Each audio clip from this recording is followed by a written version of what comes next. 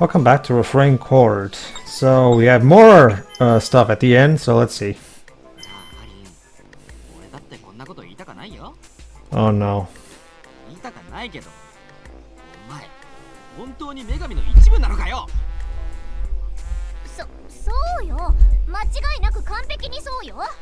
I'm totally part of the god. Sound very sure.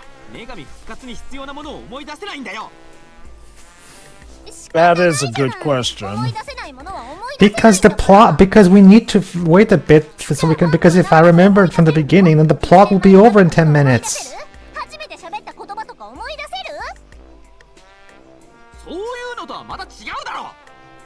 Again, he kind of has a point there.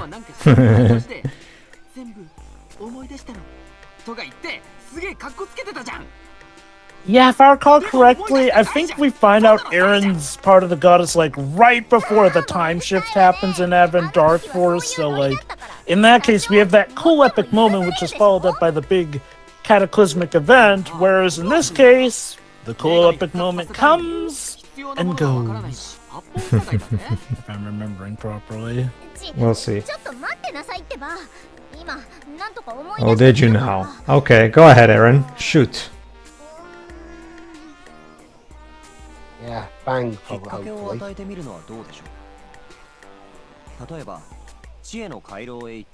Okay, we'll use cartoon logic. Somebody give me a baseball bat.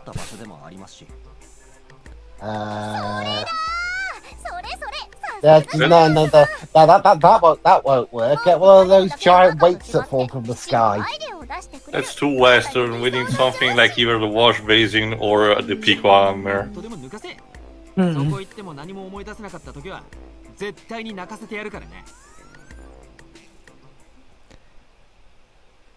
So basically, oh, and meanwhile at Evil Corp.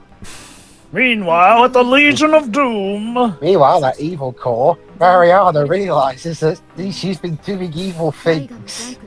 Well, she already knew that. Like, we know she's pretty much in and out at this point.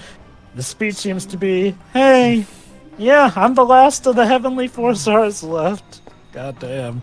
Oh right, Pyga transferred, so even Pyga eventually went, you know what? And that was like 2 seconds of... Oh, sorry, never mind. A bit more of it. I'm trying to count how many seconds of screen time Anagata has in this game. Maybe you should wait until the end of the game. Probably, yeah. Just to be on the safe side. Yeah, we'll just terrify them and persuade them. It's like, hey, I know we're losing our heavenly czars left and right, but hey, you know, we're totally Everything is going according to plan.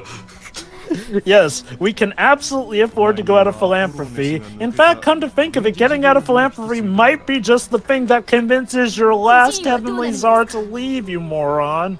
We'll blow it up.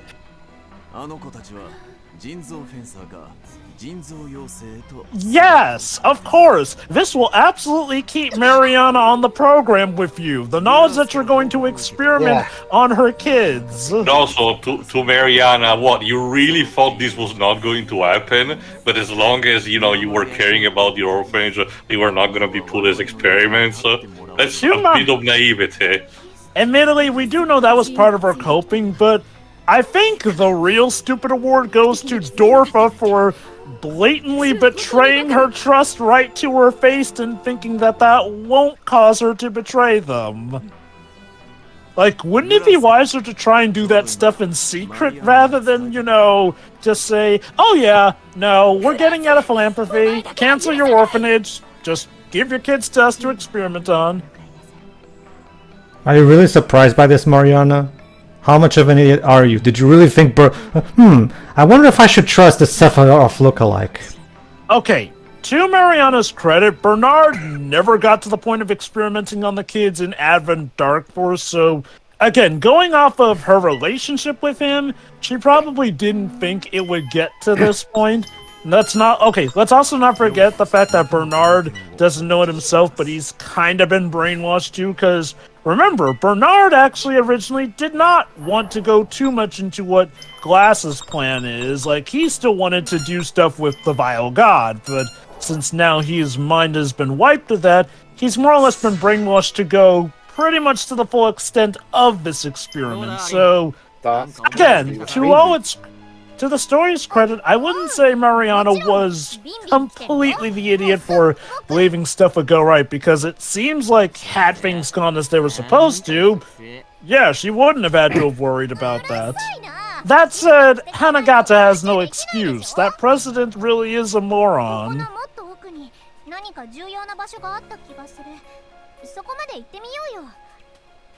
Yeah. It's like that bit in Sonic Colors where Eggman was like, you're doing the PA announcement, it's like, pay no attention to the screaming animals. The screams are how they communicate. Really? I promise.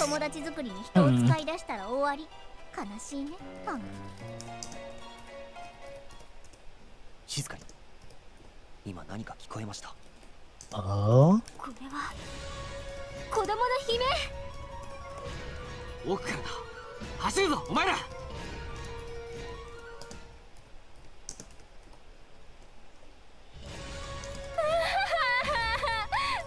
して、お家に返してよ。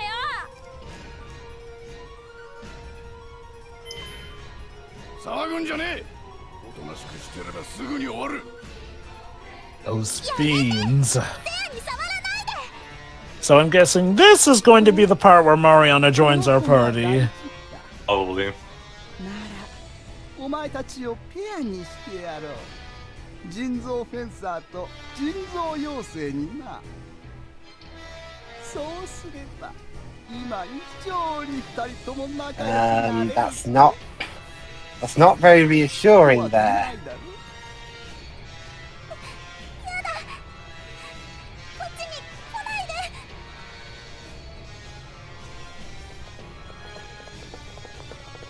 こんなところでガキを怯えさせて泣かせるなんてお前らろくでもねえ。Dorfa. There's your answer to your question. I think it was a rhetorical question, Lips. あそこのやつ。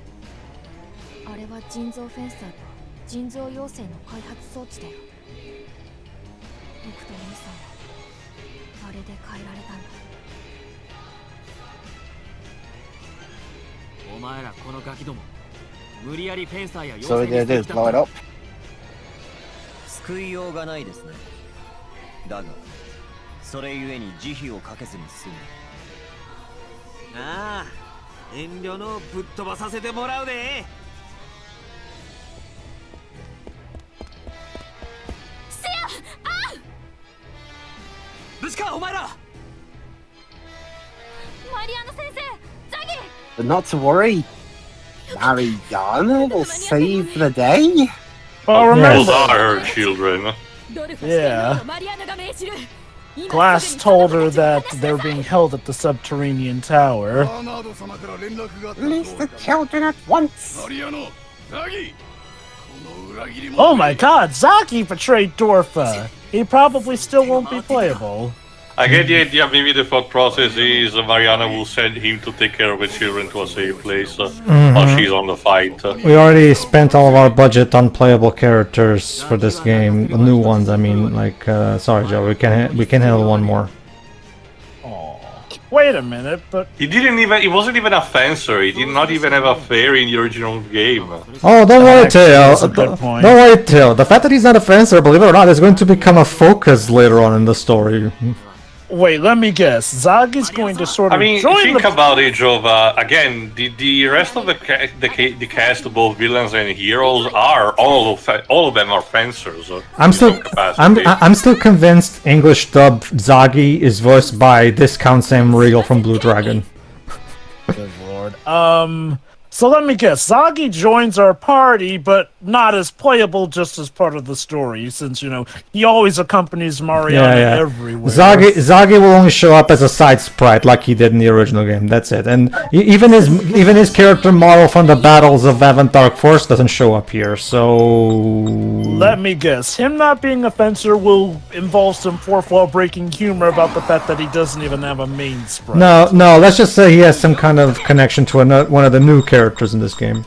Again, we'll see later, I guess. Right, I guess we're fake fighting Marianna. Since, you know, If you call that fighting. But I assume story-wise we're fake fighting her because Marianna also wants the kids to be safe. Also, once again... Yeah, very inappropriate battle theme. It's fine on its own, but wrong really fitting the situation. I was also gonna say... Sorry, Teo. We have only so many tracks we can reuse from the original game because we Could barely... have just kept the tense theme that was used in the cutscene just now. Yeah, go ahead. I was also going to say, I love how Glass is accompanying Marianna, like, assuming that Marianna is going to betray Dorfa, which I'm pretty sure Glass is aware of given the fact that she told Marianna where the kids were being held. I find it funny that she still is helping her out, I guess is part of whatever plan Marianna has. And I'm guessing Glass is doing this either to keep her plans on track, you know, and that equates to pretty much stopping any of Bernard's schemes, or this is part of some 4D chess maneuver to somehow get things all according to plan by having Marianna join the team, but keeping up the game for just a bit to convince the Dorfa agents that she's still on their side. Just a guess. Sounds like the series sounds like something you hear in the end credits of the show. Well, no, remember, that's been an entire gimmick of muses. There you go. Well, that's a fin to... well, Webs, in my opinion, it's the best track in the game, so might as well. Before she even used her Fair Eyes form. Unless that is supposed to be her Fair Eyes form, since she does get a fair... Well, no. Even her Fair Eyes form when she's playable looks different than that. No, it looks different, yeah. No, look, she still has her Far Eyes from Advent Dark Force. It's just that, you know, she's an opponent, so I killed her before she could use it. Oh, so she can actually activate it in battle as opposed to starting with it because... Obviously. Well, okay. I mean... Well, remember, in Advent Dark Force, usually the bosses start with the Fair Eyes form. Oh, you mean the giant thing, right? No, not in this version, because I guess they forgot, I don't know.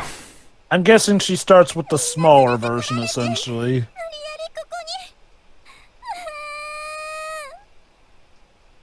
いけない。安堵できたと同時に緊張が解け、パニックを起こしかけています。みんな大丈夫だからね。ほら、落ち着いて。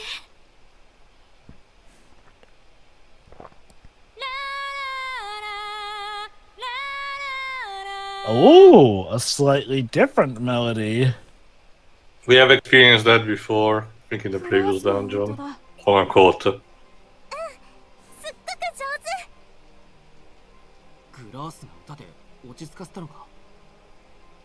グラス。 Well, songs can do that. 違うよ。全然間に合ってない。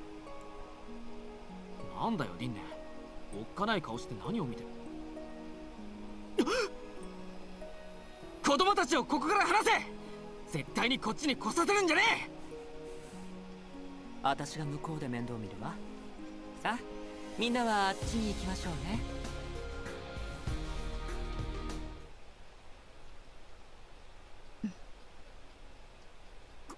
Now we're in the totally not torture room. Mm-hmm. But it's not even, they're not even trying to pretend it's something different. Well, the experimentation room, but yeah, they probably were gonna be tormented through the process. Oh. 各地の孤児院から集められただけなのよ。適合率だっていちいち調べてはいないでしょうね。だから片っ端から装置にかけて適合したら利用して適合しなくて死んだらゴミみたいに捨てて。 Throw that garbage into the heap! Crunch. Exactly. God damn it, show me Nemimoto. Oh.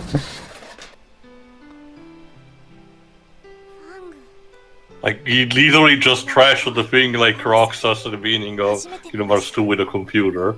Yeah. But we don't get to see it because that would take too much money to animate. But they did create a different No, background. but no, Till brings up a good point. See, the reason that moment in Kingdom Hearts 2 is effective is because we get to see how Roxas basically explodes in anger and just has to take it out on the computer, right? In here, it doesn't have any impact because we don't actually see it, because as a result, we can't really see. Again, show, don't tell. Like, it's just like... Okay, I think again. it could have been better with a few extra SFX effects. Or, you know, have Fang screaming while he's doing it. Like, okay. We've established at this point how cutscenes carry out. Sort of visual novels, sort of Ace Attorney style. So, I can understand that they're not going to be able to show every action here. That said, there is still stuff that they could be doing better, like having Fang yell out in rage while he's doing those strikes, essentially. You know, go that little extra step of the way.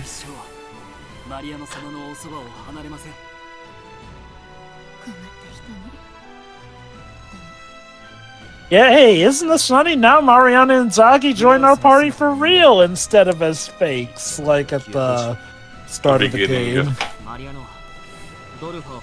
You know, it's interesting. Well, at least she's not. Well, at least I don't have to pay DLC for her to be on my party. At least. See, no, fun fact. Like, I went for the. I'm almost done with Neptunia OG PS3, and I went for the entirety of the game with Gust and Nisa as just guests, quote, party members, meaning I can't use them.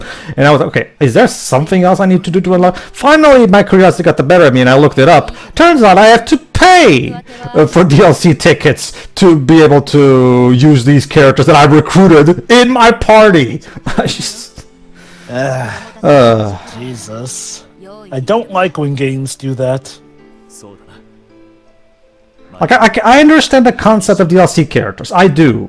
But these are characters that are in the story, in the game, and you even recruit them. You just can't put them in battle unless you pay extra. It's just like, ugh. Like, if you're going to make them DLC characters, make their entire presence in the game DLC. So at the very least, you know, like, it feels like you're just jangling a carrot in front of me, you know. I will say this though, that was a bit of a delay in join the party thing, but okay. But anyway, though, I will say this. I do like at least how Marianna joins the group. Like, you know, again, does play into her redeeming quality. So now what, Bernard? You can't trust charitable people. Well, gee, Bernard, maybe treating everyone else like dirt is a bad maneuver. If this was a more clever game, I would maybe think that this is some kind of low-key commentary on game company executives, but this game is not clever enough for that kind of thing. Okay. Oh, come on, Mr. Hexion. When Sephiroth, my idol, did that, everyone loved him. Okay. The difference between you two is that Sephiroth at least had the power to... He's pretty still working for him. Yeah. Oh?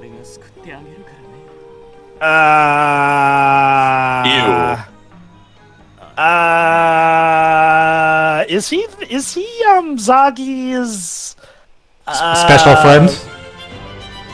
Yes, let's say that for now, because you're gonna find out the backstory in the next part. So just wait a bit.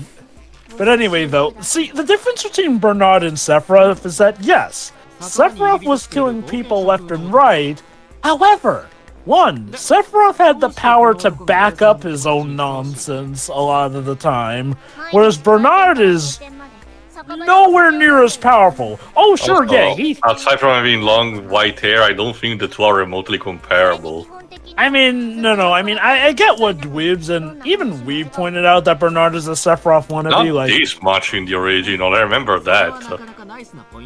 Well, I do recall calling him that, but anyway, in regards to the similarities, yes, there's the silver long hair, but there's also the whole Bernard acts like that cold, calculating, true villain up until the point where he does get pierced, in which case, yeah, just as Sephiroth wannabe. Like, he is the tall, dark, mysterious one with the deep, mysterious power who may or may not have ties to one of the protagonists, in which case Tiara would be the heiress. I want to comment on this. This is one of the more bizarre and weird jokes this game makes that the first game never made. Fang, for whatever reason, is complaining that he has no friends, even though that's not true, and now he's forcing Eren to find a friend for him. And I'm just, okay, Fang, did you just forget the group of people that you're staying with at this hotel? I mean, I get that your dynamics can be very mixed at best, but technically, as far as the game is concerned, they do count as your friends, so where did this come from? No, seriously, I'm genuinely asking, where did this come from? Why is he... It doesn't even seem to be a specific reference to anything, too, either. I wonder if the idea is supposed to be that, you know, he thinks that they don't think of him as a friend, essentially, or whatever. But what about Galdo? Galdo's his best bud. They even watch porn magazines. They read porn mags together, for fuck's sake. What do you mean you don't have any friends? What about Galdo? Okay, yeah, no, seriously, that's doing Galdo dirty. Like, unless... Okay, I have to wonder. Was this like a mistranslation or something? Because it feels like we've gone off that subject just as quickly. Conversation-wise. That was the initial thing when we need to transition into the serious topic, Simpson style. Yeah, I wonder if that feels like that was either a mistranslation or that was literally just a comedic transition into this proper discussion. So basically, we just have to make sure he doesn't grab Tiara. No pressure. Oh, don't worry, Teo. In either route, never does Tiara having Blood of the Val God ever come into play. She's never captured to be served as a sacrifice like she is in the original game. So I don't even know why they're even talking about this. Go on. To be fair, they are bringing up and, you know, contextualizing, you know, the idea that they don't want that to happen. I guess, compared to what you said a few parts ago, it seems that they're actually not, you know, treating it like a joke or something. Oh, no, sure. Go on, Jova.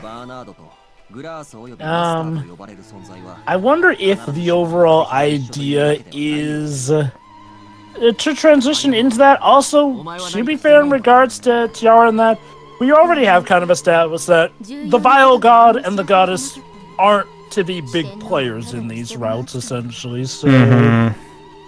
I get it. I get that, it's just that...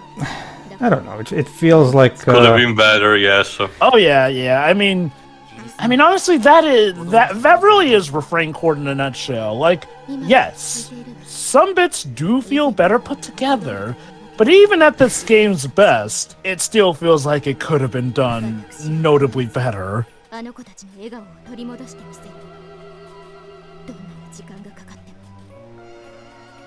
On our way to a smile.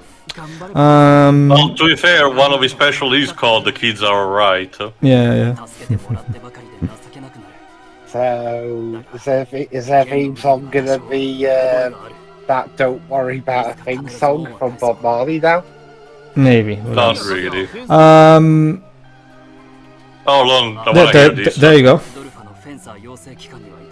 So there you go. Turns out Zagi was part of the same institute that indoctrinated Ethel. Never graduated. So yeah, there you go. We're actually expanding upon that institute that barely got touched upon in the Dark Force. Okay, we're actually expanding on Zagi's character. I mean, don't get me wrong, it's not a problem, it's just that I feel like there are more important characters to expand upon than Zagi. I think it's like, this wouldn't feel as much a waste if Zagi were promoted to playable character. I mean, I'm still fine with it. My guess is that Zagi's character is going to tie in with Ifrit, so... Also, now that I think about it, in the original, Noe did not have a fairy. His gun worked differently. Oh, right. Wasn't his gun like an artificial fairy? They made a point to mention that, you know, the Subterranean Club, you know, does not operate under normal fencer logic. one of the bigger facepalm moments for me, and we all universally were talking about it in the Avatar Force, was in that in one of the routes where they have Zagi die, and they try to make us feel bad for him, even though he doesn't get any development whatsoever in that game. Like, and the characters are constantly making sad speeches and everything. And we get it, game, and even Teo was like, it's like the game is unsure of its own moral, so it has to keep repeating it over and over. That wasn't the evil goddess route, right? I think it's the because in that one Zagi dies along with Zenke while drinking. I think it's the goddess route. Goddess blood. I think it's the goddess route, if I remember correctly. You know, it has to be. You know, it has to be the goddess. No, wait, is it? Well, okay, it's either goddess or evil goddess, one of the two.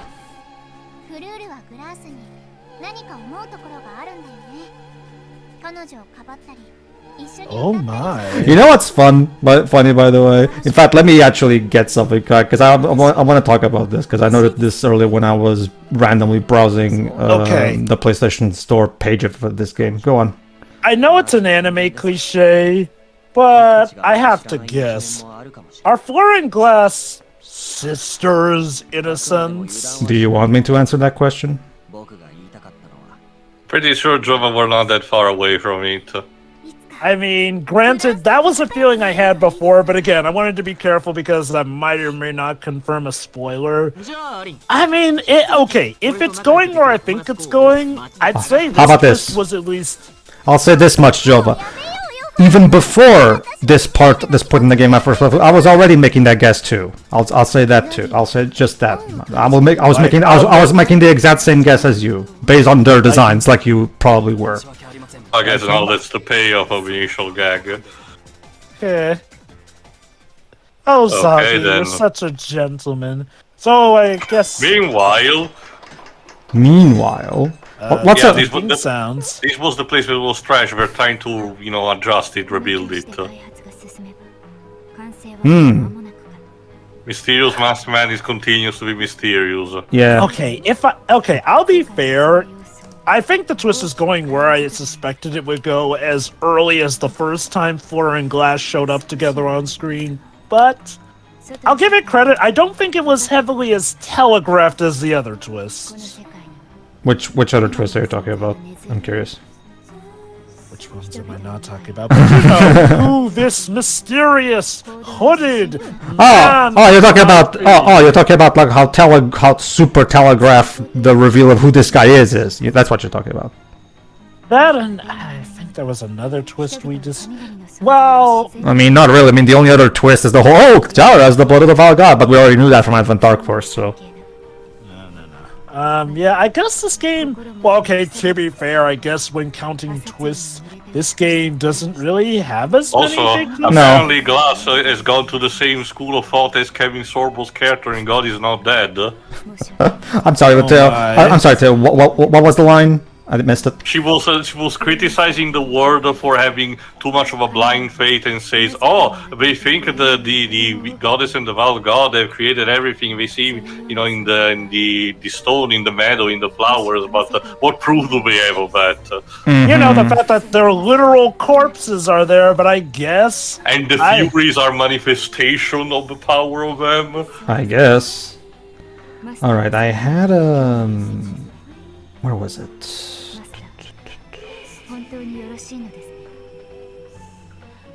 Oh, I think it's this one. No, actually, I'm not sure. Let's cancel the whole thing. Bummer. Yeah, it's this one. I'll bring it up after when this is done. Yeah, why is that? Why is that? I'm sorry. Are you finished yet? I was so bored. I must have dozed off. I meant like someone working for Dorfa over here's Grayson is like, what was that? Why were the children escaping? I thought you said. Right. Are you sure, Glass? Sure. Even if I did feel this sudden connection, I totally am only serving you. Oh, hi, Bernard. not for nothing, Glass, you kind of Chekhov-gunned yourself there. Yeah, come to think about it, with the clothing and the attitude and being on a high, economical and political, Bernard reminds me more of Bane instead from 12. Mm-hmm. Just, without the Tommy Wiseau hair. I'll definitely hold that they're going for Sephiroth vibes with him, but I will give you the Bane stuff in that regard. Well, Pedro, remind me again, even in his Fair Ice Storm. No, to be fair, we have seen it before. A pair of blades with rather generic design. I was thinking, what was his weapon? No, it turns into a monster where it has kind of blades already as its arms, kind of. Like, the design in particular is so generic and unidentifiable, I can't even tell what the hell I'm looking at. It looks like a fal'C, basically. Sure, keep telling yourself, sweetie. Yeah, are you repeating it just to make sure I believe it? I absolutely, positively will not do a heel-based turn. I am dedicated to the path of evil. I say it, therefore it is true. It's like the rider. Okay, I understand. This rider. Okay, this is just me trying to make a diagnosis. Like this, it feels like this rider is super afraid of the audience. Complaining that his twists come out of nowhere. And as a result, he gets too paranoid and he telegraphs the fuck out of things just to make sure the audience doesn't think it came out of nowhere. That's the vibe I get. But before we end this part, there's actually one thing I wanted to talk about the trailer that I randomly came across while randomly browsing the PlayStation Store page of this game. The trailer says something interesting it shows footage from the original game. Then it says the legacy of Fair Fence RF continues. The legacy, right? The legacy. Can you even call a quote unquote legacy to a game that very few people even know exists? Like, whatever. And then it says the songs of the fairies. Wait, this will open the doors. Wait, the songs of the fairies. They're not fairies, they're muses. Can't you even get your own terminology right? Unless the twist is that they're both, muses just their classification, but they count as fairies. No, I can tell you that that's not the case too. Okay. Well, I wonder, is the idea maybe that, as the prophecy put it, it's supposed to be fairies, but it turns out the power of muses allows them to simulate that of fairies? No, I can tell you, Glass and Fleur are not fairies. They have nothing to do with fairies. They will never become fairies. They have zero to do with fairies. So this is clearly someone at Fetter International didn't get the memo for what Fleur and Glass were, basically.